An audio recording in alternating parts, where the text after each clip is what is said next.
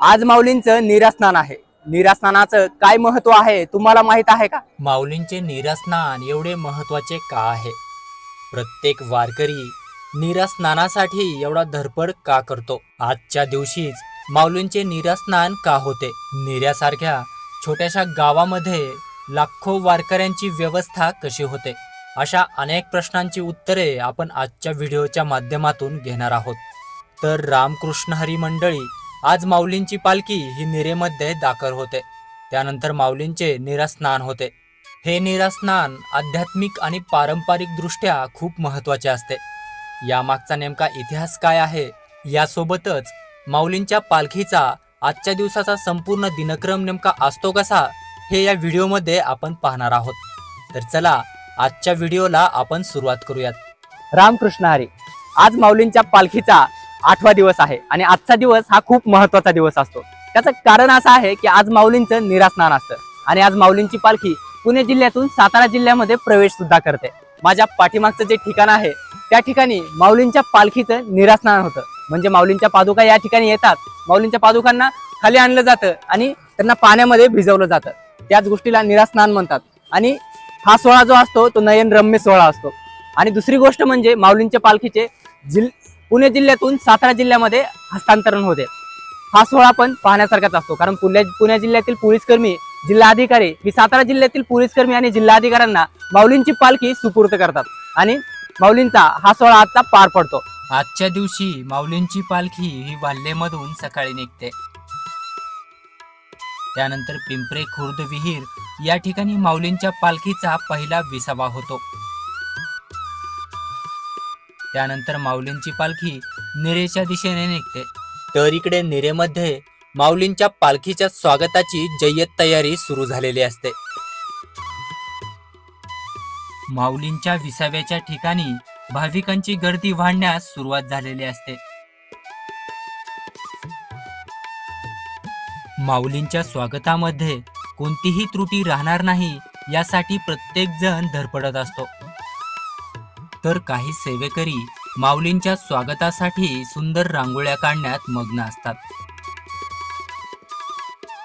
आता आपण प्रशासकीय व्यवस्था कशा पद्धतीने काम करते याची माहिती निरागावच्या सरपंच तेजश्री काकडे यांच्याकडून घेऊ। नमस्कार।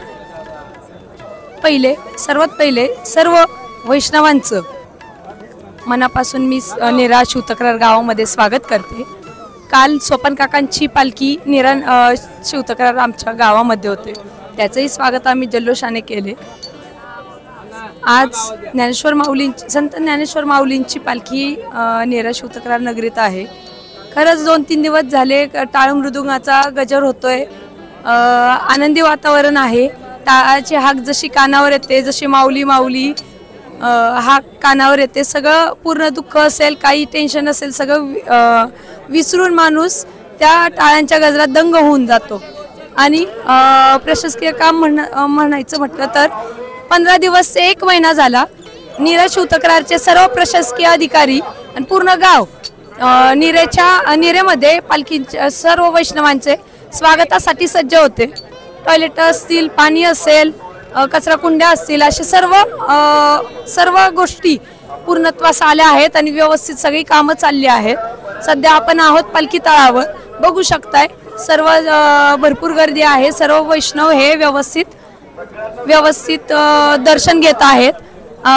तसेच मी सर्व भक्तजनांचे, तसेच सर्व प्रशासकीय अधिकारी असतील, त्यामध्ये आपले महाराष्ट्राचे मुख्यमंत्री, दोन्ही उपमुख्यमंत्री असतील, आपले CO साहेब असतील, त्यानंतर आपले कलेक्टर साहेब असतील, तर सर्वांचे, त्यानंतर तहसीलदार वगैरे सगळे असतील, तर सगळ्यांचे मी मनापासून आभारी आहे की पूर्ण वेळ देऊन व्यवस्थित सगळ्या वैष्णवांची काळजी घेतली जाते।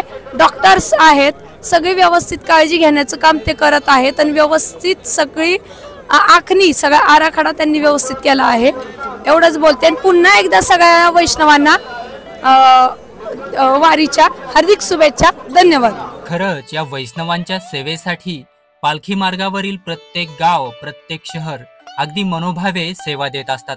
त्यांच्या या समर्पण भावनेसाठी कमेंटमध्ये एकदा रामकृष्ण हरी नक्की लिहा. तर आता माऊलींची पालखी ही नीरा गावामध्ये येण्याची वेळ झालेली असते आणि काही वेळातच माऊलींची पालखी ही दृष्टिक्षेपामध्ये येते आणि पालखीचे स्वागत मोठ्या उत्साहामध्ये आणि माऊलींच्या नामघोषामध्ये केले जाते आणि यानंतर माऊलींना त्यांच्या विसाव्याच्या ठिकाणी नेले जाते.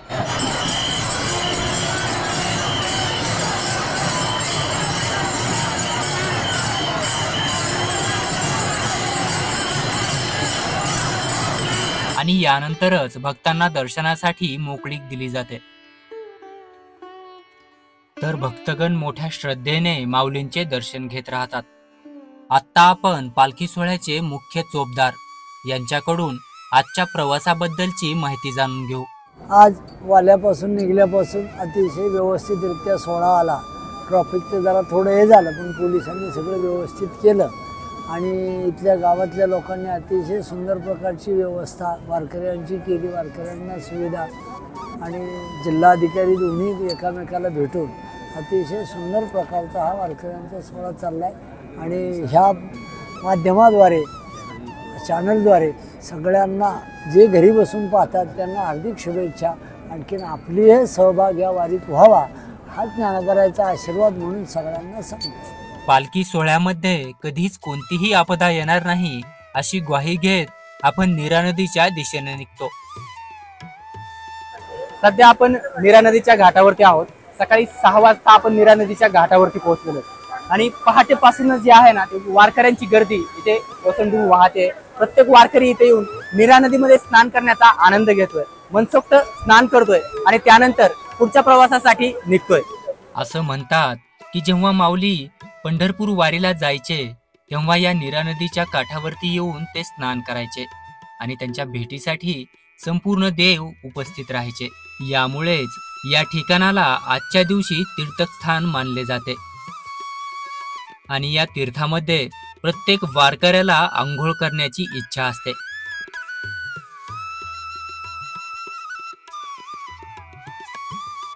त्यामुळेच प्रत्येक वारकरी, प्रत्येक वैष्णव या नदीतीरी येऊन स्नान करण्याचा आनंद घेतो आणि त्यानंतर तो लोणंदच्या दिशेने निघतो.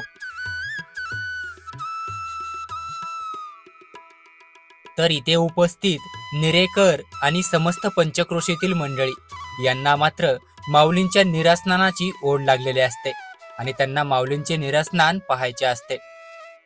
आणि आता तो क्षण आलेला आहे. माऊली थोड्याच वेळामध्ये नीरेच्या घाटावरती येणार आहे. माझ्या पाठीमागे जे दिसत आहे त्या ठिकाणी माऊलींचे निरास्नान होते.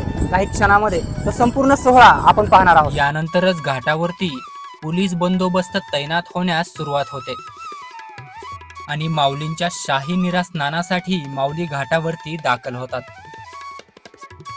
आणि जसे माऊलींच्या पादुकांना पाण्यामध्ये बुडवले जाते तसे उपस्थित समस्त मंडळी हे पाणी उडवायला सुरुवात करतात.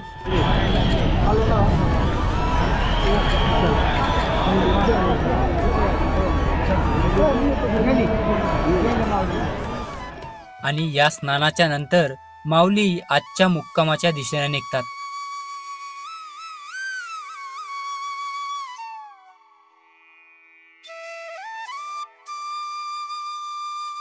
तर मंडळी, हे होते माऊलींचे निरास्नान. हा व्हिडिओ तुम्हाला कसा वाटला हे आम्हाला कमेंटमध्ये नक्की सांगा आणि अशाच व्हिडिओसाठी आपल्या चॅनलला सबस्क्राईब करून ठेवा. रामकृष्ण हरी.